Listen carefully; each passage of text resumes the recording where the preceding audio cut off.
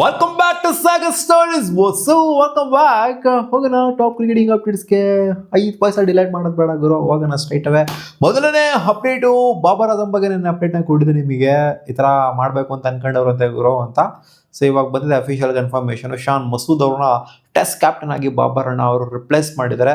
So ನೆನ್ನೆ ಸಿಕ್ಕಾಪಟ್ಟೆ ಫ್ರಸ್ಟ್ರೇಷನಲ್ಲಿ ನಾನು ಬಾಬರ್ ಆಜಮ್ಗೆ ಏನು ನಾಚಿಕೆ ಇಲ್ವಾ, ಮಾನ ಮರ್ಯಾದೆ ಇಲ್ವಾ, ಏನಿಲ್ವಾ, ಕೊಡದಂತೆ ಕಿತ್ಕೊಳ್ಳಂತೆ ಏನಿದು ಕತೆ, ಏನು ಅವರೇ ಮಕ್ಕಳಿಟ್ಟು PCBಗೆ ಹೇಳ್ಬೇಕು ನಾನು ತಗೊಳ್ಳೋದಾಗಿರೋ ಅಂತ ಹೇಳಿದ್ದೆ. ಬಟ್ ಅವರು ಆಕ್ಸೆಪ್ಟ್ ಮಾಡ್ಕೊಂಡಿದ್ದಾರೆ ಅಂತಂದ್ರೆ ಅವ್ರಿಗೂ ನಾಚಿಕೆ ಇಲ್ಲ ಅಂತ ಅನ್ನಿಸ್ತೈತೆ. ಕೊಡೋದು ಕಿತ್ಕೊಳ್ಳೋದು ಮಾಡ್ತಾ ಇದ್ದಾರೆ ಅಂತಂದ್ರೆ ಇನ್ನೇನು ಮತ್ತೆ ಅಲ್ಲಿ ಫ್ಲಾಪ್ ಶೋ ತೋರಿಸ್ತಾರೆ ಪಾಕಿಸ್ತಾನದವ್ರು. ಅವಾಗ ಮತ್ತೆ ಅವ್ರ ಕ್ಯಾಪ್ಟನ್ಸಿನ ಚೇಂಜ್ ಮಾಡ್ತಾರೆ. ಲಾಸ್ಟಿಗೆ ತಿರ್ಗಾ ಮತ್ತೆ ಯಾರು ಕರ್ಕೊಂಡ್ಬೋತಾರೆ, ಅವ್ರ ಕೈಲೂ ಆಗೋದಿಲ್ಲ. ಲಾಸ್ಟಿಗೆ ಯಾರು ಇಲ್ಲ ಅಂದ್ರೆ ಬಾಬರ್ ಆಜಮಿಗೆ ಕೊಡ್ತಾರೆ. ಸೊ ಇದೇ ಆಗ್ತಾ ಇರೋದು. ಎಷ್ಟು ವರ್ಷದಿಂದ ನೋಡ್ತಾ ಇದೀವಿ ಇವ್ರ ಬಾಳ್ಗಳನ್ನ. ಅಪ್ಡೇಟ್ ಬಂದ್ಬಿಟ್ಟು ಸುನಿಲ್ ಗವಾಸ್ಕರ್ ಅವರು 22ನೇ ತಾರೀಕು ಒಂದು ಸ್ಟೇಟ್ಮೆಂಟ್ ಕೊಡಿದ್ರು. ಬಟ್ ನೆನ್ನೆ ಕೂಡ ಒಂದು ಸ್ಟೇಟ್ಮೆಂಟ್ ಕೊಡಿದ್ರು. ಅವ್ರು ಐರ್ಲೆಂಡ್ ಸೀರೀಸ್ ಇಂದ ಇನ್ನ ಅವರು ಈಚೆ ಕಡೆ ಬಂದಿಲ್ಲ. ಇಂಗ್ಲೆಂಡ್ ಮೇಲೆ ಸೋಲೋದು ನಾವು ಬಿಟ್ಟಾಕಿ ಸೋತಿದ್ವಿ ನಾವು ಹಿಂದೆಗಡೆ ಇತಿಹಾಸ ತೆಗೆದ ನೋಡಿದಾಗ. ಅವ್ರ ಹೋಮ್ ಹೋಗ್ಬಿಟ್ಟಿಲ್ಲ, ಸೋತಿದ್ದೀವಿ ನಾವು. ಬಟ್ ಐರ್ಲೆಂಡ್ ಸಿಟಿ ಸಿಕ್ಕಾಪಟ್ಟೆ ಕಾಡ್ತಾ ಇದೆ. ನಾನು ಇಂಡಿಯನ್ ಕ್ರಿಕೆಟ್ನ ಸಿಕ್ಕಾಪಟ್ಟೆ ಲೋಯೆಸ್ಟ್ ಪಾಯಿಂಟ್ ಅಲ್ಲಿ ಇದ್ದೆ. ಬಟ್ ಇದಕ್ಕಿಂತ ಲೋಯೆಸ್ಟ್ ಪಾಯಿಂಟ್ ಅಲ್ಲಿ ನಾನು ಯಾವತ್ತೂ ಕೂಡ ಇರಲಿಲ್ಲ. ಸೊ ಅಷ್ಟು ಲೋಯೆಸ್ಟ್ ಪಾಯಿಂಟ್ ಯಾವುದು ಅಂತಂದ್ರೆ ಅದು ಐರ್ಲೆಂಡ್ ಮೇಲೆ ಸೋತಿದ್ದು ಅಂತ ಹೇಳಿದ್ರೆ. ಜೊತೆಗೆ ಇವಾಗ ಬ್ಯಾಕ್ ಟು ಬ್ಯಾಕ್ ಸೋಲ್ಗಳೆಲ್ಲ ಆಗ್ತಿರೋದೆಲ್ಲ ನೋಡ್ತು ಅಂದ್ರೆ ಅವ್ರಿಗೂ ಕೂಡ ಡಿಸಪಾಯಿಂಟ್ ಆಗಿರುತ್ತೆ. ಅವ್ರಿಗೆ ಮಾತ್ರ ಅಲ್ಲ ಆಗಿರೋ ಇಂಡಿಯನ್ ಕ್ರಿಕೆಟ್ ಫ್ಯಾನ್ಸ್ಗಳಿಗೆ ಡಿಸಪಾಯಿಂಟ್ ಆಗಿರುತ್ತೆ. ಈ ತರ ಕಂಟಿನ್ಯೂಸ್ ಆಗಿ 4 ಮ್ಯಾಚ್ ಐರ್ಲೆಂಡ್ ಅಗೇನ್ಸ್ಟ್ 2 ಮ್ಯಾಚ್ ಸೋತು, ಈ ಕಡೆಯಿಂದ ಇಂಗ್ಲೆಂಡ್ ಮೇಲೂ ಕೂಡ ಸೋತಿರೋದೆಲ್ಲ ನೋಡ್ತು ಅಂದ್ರೆ ಲಾಸ್ಟ್ 4 ಮ್ಯಾಚು ಫ್ಲಾಪ್ ಶೋ ತೋರಿಸಿದ್ರು. ಹೊಸ ಕ್ಯಾಪ್ಟನ್ ಬಿಟ್ಟು ಈ ತರ ಆಗ್ತಿರೋದು ನೋಡ್ತು ಅಂತಂದಾಗ ಸೊ ಎವ್ರಿಥಿಂಗ್ ಇಸ್ ಮಿಸ್ಸಿಂಗ್ ಅನ್ಸುತ್ತೆ. ಸಮಥಿಂಗ್ ಇಸ್ ಮಿಸ್ಸಿಂಗ್ ಅಲ್ಲ, ಎವ್ರಿಥಿಂಗ್ ಇಸ್ ಮಿಸ್ಸಿಂಗ್. ಏನೂ ಆಗ್ತಾ ಇಲ್ಲ ಇಲ್ಲಿ ಅಂತ ಅನ್ಸುತ್ತೆ. ಅಪ್ಡೇಟ್ ನಂಬರ್ 3, ಹರಿ ಬ್ರೂಕ್ ಅವ್ರು ಮಾತಾಡಿದ್ರೆ ಕ್ಯಾಪ್ಟನ್ ಕಿಂಗ್ಸರ್ ಬಗ್ಗೆ, ಜೇಕೋಬ್ ಬೆಥೆಲ್ ಬಗ್ಗೆ ಮಾತಾಡಿದ್ರೆ. Jacob Bethell is an outstanding talent. He leads the team brilliantly in the field and shows remarkable maturity of someone his age. ಅವ್ರ ಏಜಿಗೆ ಸಿಕ್ಕಾಪಟ್ಟೆ ಮೆಚುರಿಟಿನ ತೋರಿಸ್ತಾರೆ. ಸಿಕ್ಕಾಪಟ್ಟೆ ಸೈಕವು ಕೂಡ ಆಡ್ತಾರೆ. ಫೀಲ್ಡಿಂಗ್ ಅಲ್ಲಿ ಮಸ್ತಾಗಿರ್ತಾರೆ. With the quality he possesses is god long, ಅಂದರೆ ಸಿಕ್ಕಾಪಟ್ಟೆ ಅವ್ರದ್ದು ಸಕ್ಸಸ್ಫುಲ್ ಲೈಫ್ ಬರೋದಿದೆ, ಹಂಗಿದೆ ಅವ್ರ ಲಾಂಗ್ ಜರ್ನಿ ಇದೆ, ಹಿಂಗಿದೆ ಅಂತೆಲ್ಲ ಸ್ವಲ್ಪ ಬಿಲ್ಡಪ್ ಎಲಿವೇಶನ್ ಎಲ್ಲ ಕೊಟ್ಟಿದ್ದಾರೆ. ಸೊ ಜೇಕೋಬ್ ಬೆಥೆಲ್ ಒಳ್ಳೆ ಪ್ಲೇಯರ್ನೇ. ಬಟ್ IPL ಈ ಸೀಸನ್ ಚೆನ್ನಾಗಾಗಲಿಲ್ಲ ಅಷ್ಟೇ ನಮ್ಮ RCBಗೆ. ಅದೇ ನೆನ್ನೆ ಟೈಟಲ್ ಹಾಕ್ಬಿಟ್ಟಿದ್ನಲ್ಲ, RCBಲಿ ಇಲಿ ಇಂಗ್ಲೆಂಡ್ಗೆ ಹೊಲಿ ಅಂತ. ಸೊ ಅದೇ ಥರನೇ ಆಡಿದ್ದು. ರಾಕ್ಷಸನು ನೀನೆ ರಕ್ಷಕನು ನೀನೆ ಅನ್ನೋ ಥರನೇ ಆಡಿದ್ದು. ಸೊ ನೋಡೋಣ, ಇದೆಲ್ಲ ನೋಡ್ತು ಅಂದ್ರೆ, ಈ ಥರ ಎಲ್ಲ ಫಾರ್ಮ್ ಅಲ್ಲಿ ಇರೋದೆಲ್ಲ ನೋಡ್ತು ಅಂದ್ರೆ ಜೇಕೋಬ್ ಬೆಥೆಲ್ನ ಖಂಡಿತ ನೆಕ್ಸ್ಟ್ ಸೀಸನ್ RCBಗೆ ಬಿಡೋದಿಲ್ಲ. ಯಾಕೆಂದ್ರೆ ಇದೇ ಫಾರ್ಮ್ನ ಈ ರಿಟೆನ್ಷನ್ ಪ್ರೊಸೆಸ್ ಅದು ಇರೋರು ಕಂಟಿನ್ಯೂ ಮಾಡಿದ್ರು ಅಂದ್ರೆ ಖಂಡಿತ RCB ಬಿಟ್ಕೊಂಡ್ಬಿಡೋದಕ್ಕೆ ಹೋಗೋದಿಲ್ಲ. ಯಾಕೆಂದ್ರೆ ಒಂದು ಆಫ್ ಸೀಸನ್ ಎಲ್ಲರಿಗೂ ಕೂಡ ಹಾಗೆ ಆಗುತ್ತೆ. ಯಾಕಂದ್ರೆ ಮಿನಿ ಆಕ್ಷನ್ ನೆಕ್ಸ್ಟ್ ಬರ್ತಾ ಇರೋದೇನು ಮೆಗಾ ಆಕ್ಷನ್ ಅಲ್ಲ, ಬಿಟ್ಬಿಡೋದಕ್ಕೆ ಅಷ್ಟು ಈಸಿಯಾಗಿ ನನ್ನ ಪ್ರಕಾರ ಬಿಡೋದಿಲ್ಲ. ಅಪ್ಡೇಟ್ ನಂಬರ್ 4, ಶ್ರೇಯಸ್ ಅಯ್ಯರ್ ಅವರು ವೈಭವ್ ಸೂರ್ಯವಂಶಿ ಅವರ ಡೆಬ್ಯೂ ಅಲ್ಲಿ ಮಾತಾಡಿದರೆ. I feel Vaibhav Suryavanshi got that unflinching attitude where he's fearless. ಅದು ಒಂದು ಸ್ವಲ್ಪ ಬಿಲ್ಡಪ್ ಎಲಿವೇಶನ್ ಅದು ಇದೆಲ್ಲ ಕೊಟ್ಟಿದ್ದಾರೆ.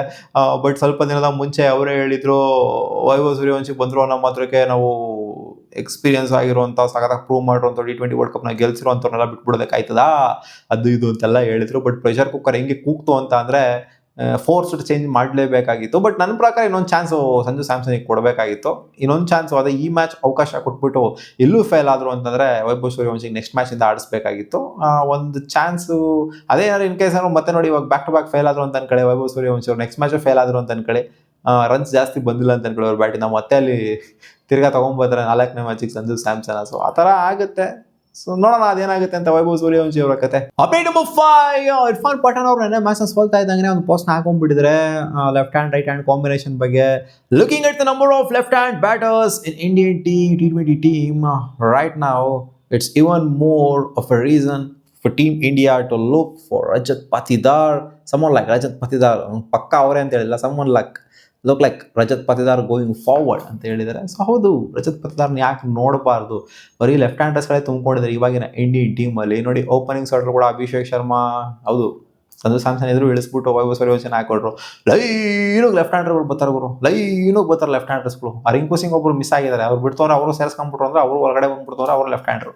ಲೈನ್ ಇಷ್ಟೊಂದು ಲೆಫ್ಟ್ ಹ್ಯಾಂಡರ್ಸ್ಗಳನ್ನ ಇತಿಹಾಸದಲ್ಲಿ ನೋಡ್ತಿಲ್ಲ ನಾವು. ಇವಾಗ ರೀಸೆಂಟಾಗಿ ಒಂದೂವರೆ ವರ್ಷದಿಂದ ಬರೀ ಲೆಫ್ಟ್ ಹ್ಯಾಂಡರ್ಸ್ ನೋಡಿದ್ವಿ ನಾವು ಇಂಡಿಯನ್ ಕ್ರಿಕೆಟ್ ಟೀಮಲ್ಲಿ. ಲೆಫ್ಟ್ ಹ್ಯಾಂಡರ್ಸ್ ಇರಬಾರ್ದು ಅಂತ ಅಲ್ಲ, ನೋಡಿ ಇವಾಗ ಸೂರ್ಯನೂ ಇಲ್ಲ, ಸೂರ್ಯನೂ ಕಿತ್ತಾಕ್ಬಿಟ್ರು. ರೈಟ್ ಹ್ಯಾಂಡರ್ ಇದ್ರು ಅಲ್ಲಿ, ಅವ್ರನ್ನೂ ಕಿತ್ತಾಕ್ಬಿಟ್ರು. ಇವಾಗ ಅವ್ರಿಗೂ ಅವ್ರ ಜಾಗದಲ್ಲೂ ಕೂಡ ಹೌದು ಶ್ರೇಯಸ್ ಅಯ್ಯರ್ ಬಂದಿದ್ದಾರೆ.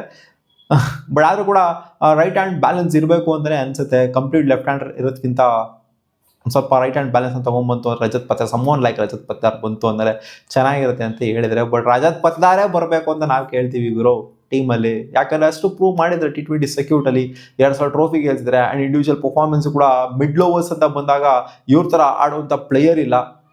ಅಷ್ಟು ಪ್ರೂವ್ ಮಾಡಿದ್ರೆ, ಅಷ್ಟು ನಂಬರ್ ಆಫ್ ಸಿಕ್ಸ್ಗಳನ್ನ ಹೊಡೆದಿದ್ದಾರೆ. ಜಾಸ್ತಿ ಏನು ಹೇಳಬೇಕಾಗಿಲ್ಲ ಗುರು, ಗೊತ್ತು ಏನಿಲ್ಲ ಗೊತ್ತಿಲ್ಲ ಅಂತ ಏನಿಲ್ಲ ರಜತ್ ಪತ್ದಾರ್ ಬಗ್ಗೆ ಎಲ್ಲರಿಗೂ. ಅಪ್ಡೇಟ್ ನಂಬರ್ 6, ಅಕ್ಷರ್ ಪಟೇಲ್ ಅವರು ಅವರ ಒಂದು ಫ್ರೆಂಡ್ಶಿಪ್ ಬಗ್ಗೆ ಮಾತಾಡಿದ್ದಾರೆ. Who are your best friends in the team ಅಂತ ಕೇಳಿದಾಗ ಅವ್ರು ಕೊಟ್ಟಿರುವಂಥ ಉತ್ತರ ಇದು. ಈ 4 ಜನ ನನಗೆ ಬೆಸ್ಟ್ ಫ್ರೆಂಡ್ಸ್ ಅಂತ. They are 4: Rishabh Pant, Hardik Pandya, Mohammed Siraj and Jasprit Bumrah. So Bumrah ಮತ್ತು ಸಿರಾಜು ಈ ಕಡೆಯಿಂದ ಹಾರ್ದಿಕ್ ಪಾಂಡ್ಯ 3 ಜನ ಬೌಲರ್ಸ್ ಅಂತ ಕಡೆ, ಒಬ್ರು ಆಲ್ರೌಂಡ್ರು. ಎಲ್ಲ ಸೆಕ್ಟರಿಂದ ಒಬ್ರು ತಗೊಂಡಿರೋ, ಒಬ್ರು ಬ್ಯಾಟ್ರಿಂದ ರಿಷಬ್ ಪಂತ್, ಆಲ್ರೌಂಡರ್ ಇಂದ ಹಾರ್ದಿಕ್ ಪಾಂಡ್ಯ, ಬೌಲರ್ಸ್ ಇಂದ ಜಸ್ಪ್ರೀತ್ ಬುಮ್ರಾ ಅಂಡ್ ಮೊಹಮ್ಮದ್ ಸಿರಾಜ್. ಸ್ಪಿನ್ನರ್ ನಾನು ಹೇಳಿಲ್ಲ, ಸ್ಪಿನ್ನರ್ ಇವರೇ ಇದಾರಲ್ಲ, ಒಂಥರ ಒಂದು ಕಾಂಬಿನೇಷನ್ ಆದಂಗೆ ಆಯ್ತು ಅಲ್ಲಿ. ಅಪ್ಡೇಟ್ ನಂಬರ್ 7, ಸಂಜಯ್ ಮಂಜ್ರೇಕರ್ ಅವರು ನೆನೆ ಒಂದು ಪೋಸ್ಟ್ ಹಾಕೊಂಡಿದ್ದಾರೆ. Great to see Vaibhav in Indian colours but what about Sanju Samson drop ಅಂತ ಹಾಕೊಂಡಿದ್ದಾರೆ. ಏನಕ್ಕೆ ಡ್ರಾಪ್ ಆಗಬೇಕಾಗಿತ್ತು? Are you kidding me? Sanju Samson ಏನಕ್ಕೆ ಡ್ರಾಪ್ ಮಾಡಿದ್ರಿ? ಏನು 3-4 ಮ್ಯಾಚ್ ಫೇಲ್ ಆಗ್ಬಿಟ್ರು ನಮ್ಮ ಮಾತ್ರಕ್ಕೆ ನೀವು ತೆಗೆದಾಕ್ಬಿಡ್ತೀರಾ ಸಂಜುರಾ? ಹಂಗೆ ಹಿಂಗೆ. No I guess injured. Let's hope it's injury ಆಗಿದೆ ಅಂತ ಅನ್ಕೊಂಡಿದ್ದೀನಿ. ಅದು ನಾನು ಇಂಜುರಿ ಆಗಿರಲಿ ಅಂತಲೇ ಅನ್ಕೊಂತೀನಿ. ಯಾಕಂದರೆ ಡ್ರಾಪ್ ಮಾಡಿದ್ರು ಅಂತಂದರೆ ಅದಕ್ಕೊಂದು ವ್ಯಾಲ್ಯೂ ಇರೋದಿಲ್ಲ. Or it's a most dash selection ಅಂತ ಹಾಕೊಂಡಿದ್ದಾರೆ. ಈ ಥರ ಸೆಲೆಕ್ಷನ್ ಆಗಬೇಕಾಗಿತ್ತ ಅನ್ನೋದ್ರೇ ಕೂಡ easily batted at number 3 if you wanted to give Vaibhav in ಅಂತ ಹಾಕೊಂಡಿದ್ದಾರೆ. ನಂಬರ್ 3 ಎಲ್ಲರೂ ಆಡ್ಬೋದಾಗಿತ್ತು, ಇವರಾದ್ರೂ ಆಡ್ಬೋದಾಗಿತ್ತು, ಅವರಾದ್ರೂ ಆಡ್ಬೋದಾಗಿತ್ತು, ಅಥವಾ ನಂಬರ್ 5 ಬೇಕಾದ್ರೂ ಆಡ್ಬೋದಾಗಿತ್ತು, ಬೇಕಾದ್ರೂ ಆಡ್ಬೋದಾಯ್ತು. ಸಂಜು ಸ್ಯಾಮ್ಸನ್ ಒಬ್ಬರು ಅಡಿಷನಲ್ ಬ್ಯಾಟರ್ಸ್ನ ತಿಲಕ್ ವರ್ಮನೆ ಕೂರಿಸಿ ಅವ್ರನ್ನೇ ಆಡಿಸಿ, ಯಾಕೆ ಸಂಜು ಸ್ಯಾಮ್ಸನ್ ಕೂರಿಸ್ಬೇಕಾ ನೀವು? ಅದು ಇದು ಅಂತೆಲ್ಲ ಹಾಕೊಂಡಿದ್ದಾರೆ ಪೋಸ್ಟು. ಪಾಪ ಅವ್ರಿಗೆ ಹರ್ಟ್ ಹೋಗ್ಬಿಡುತ್ತೆ. ಸಂಜು ಸ್ಯಾಮ್ಸನ್ ಅಷ್ಟೆಲ್ಲ ಸಗದಾಗ ವರ್ಲ್ಡ್ ಕಪ್ಪಲ್ಲಿ ಪರ್ಫಾರ್ಮ್ ಮಾಡಿ ಟ್ರೋಫಿನ ಗೆಲ್ಸಿದ್ರು ಕೂಡ ಇವ್ರನ್ನ ತೆಗೆದಾಕ್ಬಿಟ್ಟಿದಾರಲ್ಲ. ಡಿಫ್ರೆನ್ಸ್ ಆಫ್ ಒಪಿನಿಯನ್ ಗುರು ಅಷ್ಟೇ. ಅಪ್ಡೇಟ್ ನಂಬರ್ 8, ದಿನೇಶ್ ಕಾರ್ತಿಕ್ ಬಗ್ಗೆ ಮುರಳಿ ವಿಜಯ್ ಅವರು ಮಾತಾಡಿದ್ದಾರೆ. ನೆಟ್ ತಗೊಂಡು ಹಾಕೋಗುರು ಅಂತ ಹೇಳ್ತೀರಿ. ಮಕ್ಕೋಗಿ ಬಿಟ್ಟಾಕ್ ಗುರು, ಇದನ್ನೊಂದು ಅಪ್ಡೇಟು ಅಂತ ಬೇರೆ ಹೇಳಕ್ಕೆ ಬಂದಿದ್ಯಾ? ಹೌದೇನು ಮಾತಾಡಿದ್ರೆ ನೋಡಿ. I got to talk about Dinesh Karthik. I might be little weird, it might be little weird, but from my childhood I am seeing him, ಅದು ಇದು, one of the Tamil Nadu best cricketer, the dynamic personality. But ಅಲ್ಲಿ ಇವ್ರಿಗಿನ್ನ talented Dinesh Karthik. Dear friend, but I enjoyed as a fan because at the non-striker and playing with him a lot, he helped me a lot with me, his knowledge and knowledge ಹೇಳ್ಕೊಂಡ್ಬಿಟ್ಟಿರುತ್ತೆ ಸಿಕ್ಕಾಪಟ್ಟೆ. ಇವರೇ ಹೇಳ್ಕೊಟ್ಬಿಟ್ಟು ಹೋಗಿದ್ದಾರೆ ನಾಲೆಡ್ಜ್ನ ಸಿಕ್ಕಾಪಟ್ಟೆ ಮುರಳಿ ವಿಜಯ್ ಅವ್ರನ್ನೇ. ಬುದ್ಧಿ ಎಂಥ ಬುದ್ಧಿ ಕಲಿಸ್ಬಿಟ್ರು ಅಂತಂದರೆ ಲೈಫ್ ಲಾಂಗ್ ಮರೆಯೋಕ್ಕಾಗಲ್ಲ ಅಂಥ ಬುದ್ಧಿನ ಕಲಿಸ್ಬಿಟ್ಟಿದ್ದಾರೆ ಮುರಳಿ ವಿಜಯ್ ಅವರು ದಿನೇಶ್ ಕಾರ್ತಿಕ್. ಅವ್ರಿಗೆ ಕಲ್ಸಿರೋದು, ಅವರೇ ಇವರಿಗೆ ಕಲ್ಸ್ಬಿಟ್ಟು ಹೋಗಿದ್ದಾರೆ. ಸೊ ನಾನು ಯಂತ್ರ ಬಗ್ಗೆ ಮಾತಾಡ್ತೀನಿ ಅಂತ ಅರ್ಥ ಆಗುತ್ತೆ ನಿಮಗೆ. ಅಪ್ಡೇಟ್ ಮುಂದೆ ಏನೋ ಮಾತಾಡಿದರೆ ಕಪಿಲ್ ದೇವ್ ಅವರು ವಿರಾಟ್ ಕೊಹ್ಲಿ ಅವ್ರ ಬಗ್ಗೆ. When Virat made the decision it felt a bit disappointing because he retired from test cricket before his time. ಇನ್ನೂ ಅವ್ರಿಗೆ ಟೈಮ್ ಇತ್ತು, ಬಟ್ ವಿರಾಟ್ ಕೊಹ್ಲಿ ಹೇಳ್ತಾರೆ ನನಗೆ ಟೈಮ್ ಇರಲಿಲ್ಲ ಅಂತ. ಸೊ ಇವರೆಲ್ಲ ನಾವೆಲ್ಲ ಹೇಳ್ತೀವಿ ವಿರಾಟ್ ಕೊಹ್ಲಿಗೆ ಟೈಮ್ ಇತ್ತು ಅಂತ, ಬಟ್ ಅವ್ರು ಹೇಳ್ತಾರೆ ನನಗೆ ಇರಲಿಲ್ಲ ಗುರು ಅಂತ. ಸೊ ಅವ್ರಿಗೆ ಒಂಥರ ಅಲ್ಲಿ ಅವ್ರು ಹೇಳಿದ್ದೇನು ಅಂತಂದರೆ ನನಗೆ ಅಲ್ಲಿ ಇಗ್ನೋರ್ ಆಯಿತು.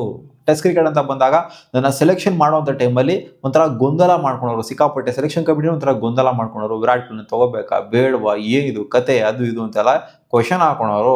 ಸೊ ಇದು ಯಾವಾಗ ನನಗೆ ಗೊತ್ತಾಯ್ತೋ, ಇಲ್ಲ ಗುರು ನನ್ನ ಟೈಮಲ್ಲಿ ಮುಗಿದಿದೆ ಅಂತ ನನಗೆ ಗೊತ್ತಾಯಿತು, ಅದಕ್ಕೋಸ್ಕರ ನಾನು ರಿಟೈರ್ಮೆಂಟ್ನ ಕೊಟ್ಟೆ ಟೆಸ್ಟಿಂದ ಅಂತ ಅವ್ರು ಓಪನ್ ಆಗಿ ಹೇಳಿದ್ದಾರೆ.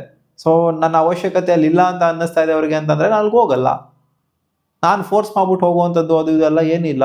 ಸೊ ನನ್ನ ಅವಶ್ಯಕತೆ ಇಲ್ಲ ಅಂತಂದರೆ ನನ್ನಂಥ ಬ್ರ್ಯಾಂಡ್ ಆಫ್ ಕ್ರಿಕೆಟ್ನ ಕೊಟ್ಟಿದ್ದೀನಿ ಇಂಡಿಯನ್ ಕ್ರಿಕೆಟ್ಗೆ, ಅಂದರೆ ಅಂಥ ಬ್ರ್ಯಾಂಡ್ ಆಫ್ ಕ್ರಿಕೆಟ್ನ ಕೊಟ್ಟಿದ್ದೀನಿ. ಸೊ ಇನ್ನೂ ಯೋಚನೆ ಮಾಡ್ತಾರೆ ಅಂತ ನನ್ನ ಅವಶ್ಯಕತೆ ಇಲ್ಲ ಅಂದರೆ ಎಲ್ಲಿಗೂ ಹೋಗಲ್ಲ ನಾನು. ಅದು ODI ಕ್ರಿಕೆಟ್ ಆಗಿರಲಿ, T20 ಕ್ರಿಕೆಟ್ ಆಗಿರಲಿ, ಟೆಸ್ಟ್ ಕ್ರಿಕೆಟ್ ಆಗಿರಲಿ. ಸೊ ಅದನ್ನು ಹೇಳಿದ್ದಾರೆ. ಬಟ್ ಆಬ್ವಿಯಸ್ಲಿ ಎಲ್ಲರೂ ಕೂಡ ಹರ್ಟ್ ಆಗಿತ್ತು ಅವಾಗ. ವಿರಾಟ್ ಕೊಹ್ಲಿ ಸಿಕ್ಕಾಪಟ್ಟೆ ಬೇಕಾ ರಿಟೈರ್ ಆಗ್ಬಿಟ್ರು ಅಂತ. ಅಪ್ಡೇಟ್ ನಂಬರ್ 10, ಇದೇ ಕಪಿಲ್ ದೇವ್ ಅವರು ODI ಬಗ್ಗೆ ಮಾತಾಡಿದರೆ ವಿರಾಟ್ ಕೊಹ್ಲಿ ಮತ್ತು ರೋಹಿತ್ ಶರ್ಮಾ ಬಗ್ಗೆ. Nobody should question there age as long as Rohit and Virat keep scoring runs. So ಇದು ನೋಡಿ ಒಂಥರ ಪ್ರಿಸೈಸ್ ಆಗಿ ಪರ್ಫೆಕ್ಟ್ ಆಗಿ ಎಲ್ಲರಿಗೂ ಅರ್ಥ ಆಗತ್ತಾರೆ ಹೇಳ್ಬಿಟ್ಟಿದ್ದಾರೆ. As long as they are scoring ರನ್ಸ್ನ ಹೊಡಿತಾ ಇದ್ದಾರೆ ಅಂತಂದರೆ ಫೇಲ್ ಆಗ್ದಂಗೆ, ಕಂಟಿನ್ಯೂಸ್ ಆಗಿ ಫೇಲ್ ಆಗ್ದಂಗೆ, 5-6 ಮ್ಯಾಚ್ ಫೇಲ್ ಆದಂಗೆ ಕಂಟಿನ್ಯೂಸ್ ಆಗಿ ರನ್ಸ್ಗಳನ್ನ ಹೊಡಿತಾ ಇದ್ದಾರೆ ಅಂತಂದರೆ, ಬೆಟ್ರಾಗಿ ಆಡ್ತಾ ಇದ್ದಾರೆ ಅಂತಂದರೆ ಅವ್ರ ಏಜ್ನ ಕ್ವಶನ್ ಮಾಡೋದಕ್ಕೆ ಹೋಗ್ಬೇಡಿ ODI ಫಾರ್ಮೆಟಲ್ಲಿ. ನೀವು ಅವರೇ ಆಡಲ್ಲ ಆಗೋರು. 2027 ಲಾಸ್ಟು. ರೋಹಿತ್ ಶರ್ಮಾ ಅಂತೂ ಪಕ್ಕಾ ಲಾಸ್ಟು. ವಿರಾಟ್ ಕೊಹ್ಲಿ ಹೋಪ್ಫುಲಿ ಅದೇ ಲಾಸ್ಟ್ ಆಗಿರುತ್ತೆ. ಸೊ ಅವರೇ ಆಡಲ್ಲ, ಅವ್ರೇನು ವರ್ಷಾನ್ಗಟ್ಲೆ 2030 2035 ಆಡ್ಕೊಂಡು ಕೂತ್ಕೋಬೇಕು ಅಂತ ಅನ್ಕೊಂಡವ್ರ ಓಡಿ ಕ್ರಿಕೆಟ್ನ. ಆ ಥರ ಎಲ್ಲ ಏನೂ ಇಲ್ಲ. ಸೊ ಅವರೇ ಹೇಳಿರೋದು ಇಷ್ಟೇ, ಕ್ವಶನ್ ಮಾಡೋದಕ್ಕೆ ಹೋಗ್ಬಾರ್ದು, ಅವ್ರ ಬ್ಯಾಟಿಂದ ರನ್ಸ್ ಬರ್ತಾ ಇದೆ ಅಂತ ಹೇಳಿದ್ದಾರೆ ಅಷ್ಟೇ. ಮತ್ತೆ ಸಿಗೋಣ ಮುಂದಿನ ವಿಡಿಯೋದಲ್ಲಿ. ಇಷ್ಟ ಆಗಿರೋ ಕ್ರಿಕೆಟಿಂಗ್ ಅಪ್ಡೇಟ್ಸ್ ನಿಮಗೆ ವಿಡಿಯೋ ಸ್ವಲ್ಪ ಇಷ್ಟ ಆಗಿದೆ ಲೈಕ್ ಮಾಡಿ.